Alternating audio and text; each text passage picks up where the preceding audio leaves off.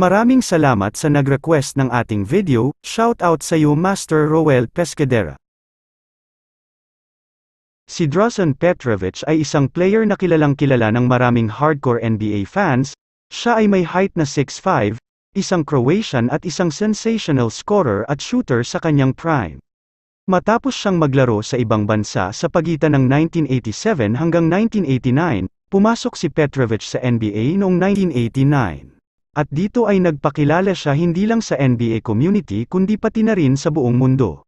Siguro karamihan sa atin ay alam na ang masalimuot na nangyari kay Petrovic, kaya, balikan natin ang naging kwento ng buhay, ang success at ang trahedya na nangyari sa isa sa mga tinaguriang legendary player ng Europe, si Drazen Petrovic.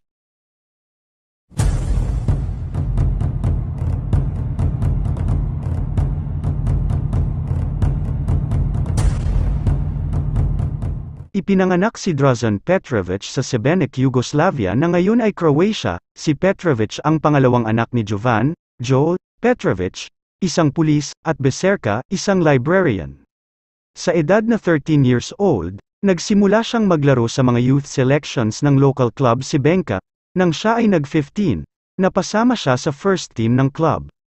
Sa kanyang murang edad, siya ay naging superstar sa kanyang team. Pinangunahan niya ang Šibenka na makatungtong sa finals ng 2 taon sa third-level Pan-European Club Competition, pero sila ay tinalo rin ng 2 beses ng Limoges CSP. Noong 1983, ang nooy 18 years old na si Petrovic ay nakagawa ng 2 free throw sa isang panalo ng Šibenka laban sa Bosna Sarajevo sa huling playoff game ng Yugoslavian League's 1982-83 Seasons Club Championship. Gayunpaman, sa araw pagkatapos nilang manalo ng kampyonato, binawi ng Basketball Federation of Yugoslavia ang titulo mula sa Šibenka. Dahil ito sa mga irregularidad sa officiating, ang kampyonato ng liga ay ibinigay noon sa Bosnia matapos tumanggi ng Šibenka na maglaro sa isang rematch. Tumaas ang mga numero ni Petrovic sa mga sumunod na season. Noong 1982-83 Yugoslav FFL season, umiskor siya ng 758 points sa 31 games, para sa average na 24.5 points per game. Sa kabuuan, umiskor siya ng 1,202 points sa 91 games na nilaro niya sa Šibenka sa First Yugoslav Division, at siya ay may scoring average na 13.2 points per game. Pagkatapos ng isang taon na mandatory service sa Yugoslav military, sumama si Petrovic sa kanyang nakatatandang kapatid na si Alexander Petrovic at sumali sila sa Cebona Zagreb, kung saan sila ang naging pinakamahusay na backcourt duo sa Europa. Sa kanyang unang season sa Cebona, napanalunan ni Petrovic ang parehong National Yugoslav League Championship at ang Yugoslav National Cup title.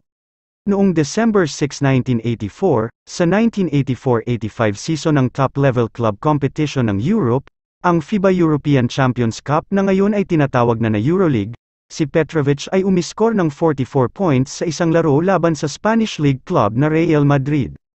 Umiskor siya ng 29 sa kanyang 44 points sa second half. Umiskor din si Petrovic ng 36 points sa 1985 Leagues laban sa Real Madrid. Nanalo ang Cebona sa laro sa score na 87-78, at ang panalo na ito ay nagdala sa kanilang team club ng kanilang unang top-tier level na European Champions Cup title. Noong October 5, 1985, sa isang laro ng Yugoslav First Federal League laban sa Union Olimpija Ljubljana, umiskor si Petrovic ng 112 points, sa 158-77 blowout win ng Cebona. Umiskor siya ng 67 sa kanyang 112 points sa first half ng laro.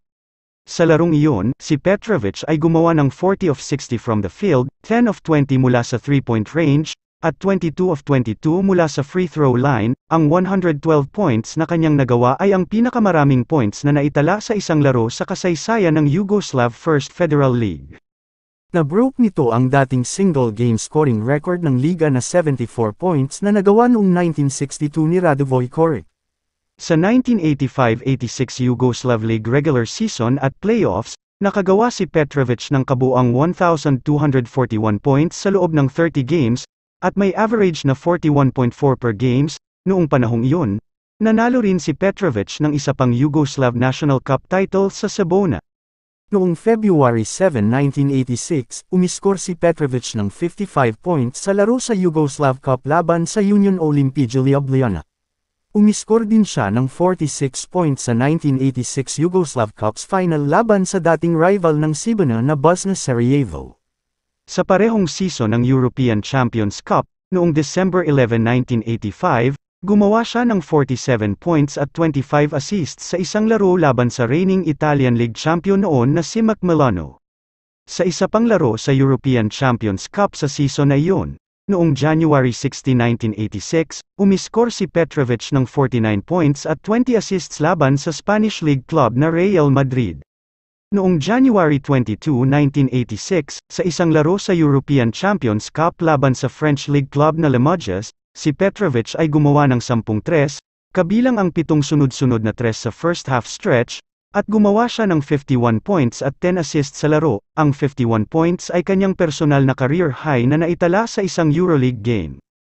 Napanalunan ni Petrovic ang kanyang ikalawang sunod na FIBA European Champions Cup title sa Cibona, nang umiskor siya ng 22 points sa 1986 finals, kung saan tinalo nila ang USSR Premier League club na Zalgiris Kaunas na pinangunahan din ng isa pang legend ng Europe, si Arvydas Sabonis. Noong 1986-1987 Yugoslav FFL season, nakagawa si Petrovic ng kabuuang 932 points sa loob lamang ng 25 games, at siya ay may average na 37.3 points per game. Sa season ding iyon, nakipag-compete ang Cibona sa European-wide secondary level FIBA European Cup Winners' Cup competition, pinangunahan ni Petrovic ang Cibona sa isa na namang kampyonato. Umiskor siya ng 28 points laban sa Italian League club na Scavallini Pesaro. Ito ang ikatlong sunod na European-wide club championship para kay Petrovic at sa Cibona. Noong 1987-1988 season, si Petrovic ay muling nanalo ng Yugoslav National Cup title. Noong October 14, 1987, umiskor si Petrovic ng 62 points sa isang FIBA Korak Cup season game laban sa Finnish League club na KTP Kotka. Pinangunahan ni Petrovic ang Cibona sa finals ng Korak Cup, kung saan natalo sila sa Spanish League club na Real Madrid.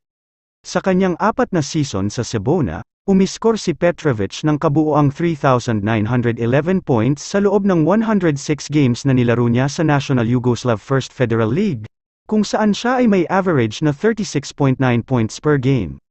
Sa parehong Sibenka at Cibona, ang career scoring numbers ni Petrovic sa Yugoslav First Federal League ay 5,113 points sa loob ng 197 games, at nag-average siya ng career scoring na 26 points per game.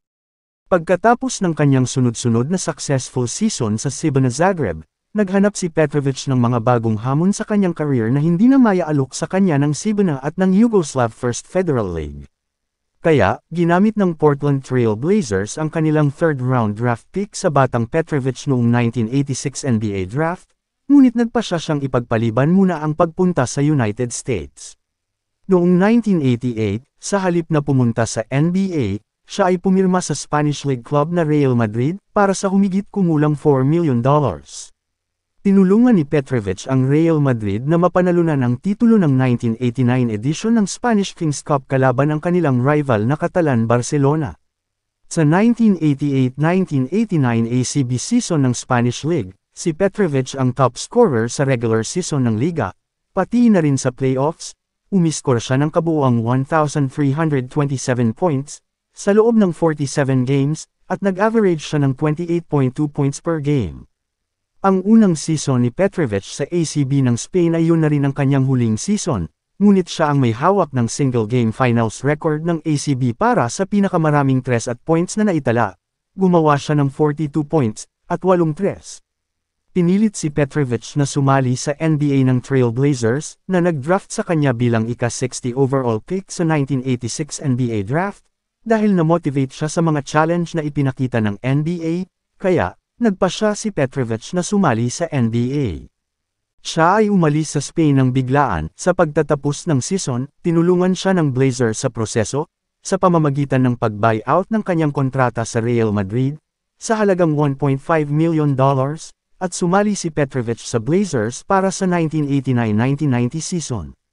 Dahil nag-alala ang Blazers na baka wala siyang quickness bilang isang guard at foot speed para sa depensa, ginawa siyang outside threat para tumira ng tres. Sa panahong iyon, ang Blazers ay meron ng full rotation guards, at starting backcourt na sina Clyde Drexler, Terry Porter at isang veteran reserve na si Danny Young. Kaya dahil dito, hindi masyadong nabigyan ng minuto si Petrovic sa Blazers, sa kanyang rookie season. Nag-average siya ng 7.4 points sa loob ng 12 minutes per game. Nang sumunod na season, ang veteranong guard na si Danny Ainge ay idinagdag sa Blazers, kaya, ang playing time ni Petrovic ay nabawasan sa 7 minutes sa isang laro. Dahil sa kanyang kakulangan sa playing time sa kanyang ikalawang season sa liga, ito ang sinabi ni Petrovic. I have nothing to say to Adelman anymore and vice versa, 18 months have passed by, too long, I have to leave to prove how much I am worth, never in my life did I sit on the bench and I don't intend to do that in Portland. Sa kanyang pagpupumilit, sa loob lamang ng 30 games sa season, 20 games sa mga ito ay wala siyang playing time, isang three-way trade sa Denver Nuggets ang nagpadala sa kanya sa New Jersey Nets. Noong January 23, 1991, si Petrovic ay naging miyembro ng New Jersey Nets, sumali siya sa isang team na hindi pa umabot sa playoffs mula noong 1986, ngunit nagkaroon sila ng rookie na si Derek Coleman, ang first overall pick noong 1990.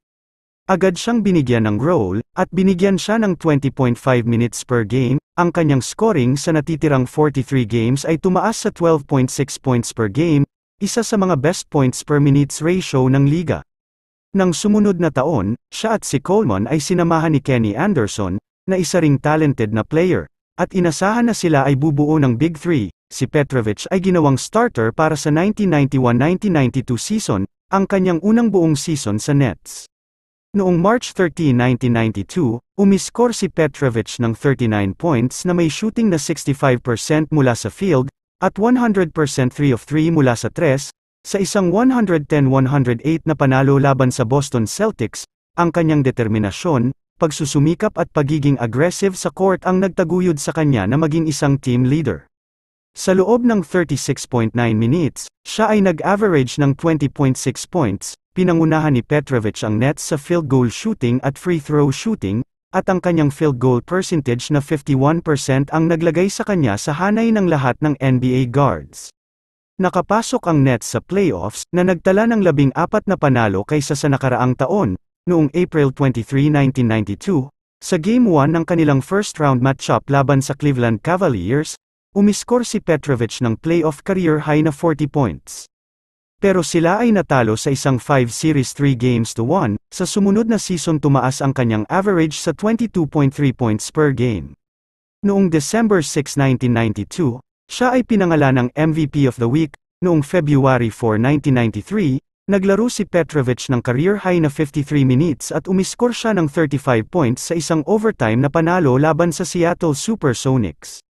Pinarangalan siya ng American media ng selection sa All-NBA Third Team, gayunpaman, hindi siya nakatanggap ng imbitasyon sa 1993 All-Star Game.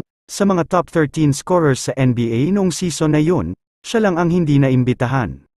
Noong summer ng 1993, pagkatapos ng kanyang best season sa NBA at ang first-round elimination ng Nets sa Cleveland Cavaliers, pumunta si Petrovic sa Wroclaw, kung saan naglalaro ang Croatia national team sa isang qualification tournament para sa 1993 Eurobasket. Plano niyang umalis sa Nets, dahil nadismaya siya na hindi pa inextend ng Nets ang kanyang kontrata. Sinabi niya sa mga American reporter na ang lack of recognition niya sa liga ang dahilan ng plano niyang pag-alis sa NBA upang maglaro ng club basketball sa Greece. Mayroong hindi bababa sa 2 Greek club ang handang magbigay ng offer kay Petrovic ng 3 taong kontrata na nagkakahalaga ng $7.5 million. Nagpasya si Petrovic na hindi sumakay sa connection flight pabalik sa Zagreb mula sa Frankfurt at sa halip ay nagmaneho siya papuntang Zagreb kasama ang isang babae na kasama niya noong panahong iyon. Nakilala niya lamang ito ilang linggo bago matapos ang isang laro sa Meadowlands Arena. At dito na nga nangyari ang hindi inaasahang pangyayari, nasawi si Petrovic sa isang aksidente bandang 5:20 p.m. noong June 7, 1993 sa Autobahn 9. Ayon sa ulat ng Ingolstadt Police, noong hapong iyon ay isang truck ang bumasag sa Autobahn median, iniiwasan ng driver na mabangga ang isang personal vehicle sa kanyang sariling linya kaya ito nawalan ng kontrol. Ang truck ay bumagsak sa median barrier at huminto at humarang sa lahat ng 3 linya ng daan na papunta sa kabilang direksyon. Makalipas ang ilang segundo, bumangga sa truck ang isang Volkswagen Golf na may sakay ng natutulog na si Drazen Petrovic sa passenger seat, At tumilapon si Petrovic mula sa sasakyan, ayon sa autopsy report, nasawi si Petrovic dahil sa matinding pinsala sa ulo dahil sa impact. Ang driver na si Clarice Solensi, isang Hungarian model at basketball player na kasama ni Petrovic, at si Halil Idbal, isang babaeng Turkish at isa ring basketball player, ay nagtamo ng malubhang pinsala. Napag-alaman na ang visibility sa kalsada at hindi pagsuot ng seatbelt ni Petrovic at Idbal ang isa rin sa mga dahilan kaya nagtamo sila ng malubhang pinsala at ikinasawi ni Petrovic. Ayon kay Idbal, na nagkaroon ng matinding memory loss bilang resulta ng aksidente at hindi na muling nakalaro ng basketball, si Solensi ay nagmamaneho ng 180 km/h na legal sa Autobahn. Hindi nagtagal, si Solensi ay bumalik sa pagmomodelo at sa basketball. Ang Cibona Stadium ay pinalitan ng pangalan na Drazen Petrovic Basketball Hall noong October 4, 1993, at iniretiro ng Nets ang kanyang number 3 jersey noong November 11, 1993. Pagkatapos ng 1994, ang MVP award sa McDonald's Championship ay may pangalang Drazen Petrovic Trophy, at ang award ng Croatian Olympic Committee para sa mga batang atleta ay pinangalanan para sa kanya noong 2006. Si Petrovic ay naging Basketball Hall of Fame noong 2002. Noong 2006, ang ika-13th death anniversary ni Petrovic ay minarkahan ng pagbubukas ng Drazen Petrovic Memorial Center sa Zagreb, na nakatuon sa kanyang buhay at mga achievements. Siya ay na-enshrine sa FIBA Hall of Fame noong 2007. Ang 2010 documentary na Once Brothers ay bahagi ng ESPN 3430 series.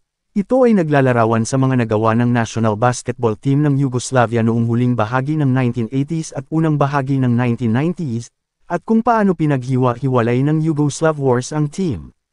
Tinatalakay din dito ang kanilang broken friendship ni Serbian-Yugoslav player Vlade Divac.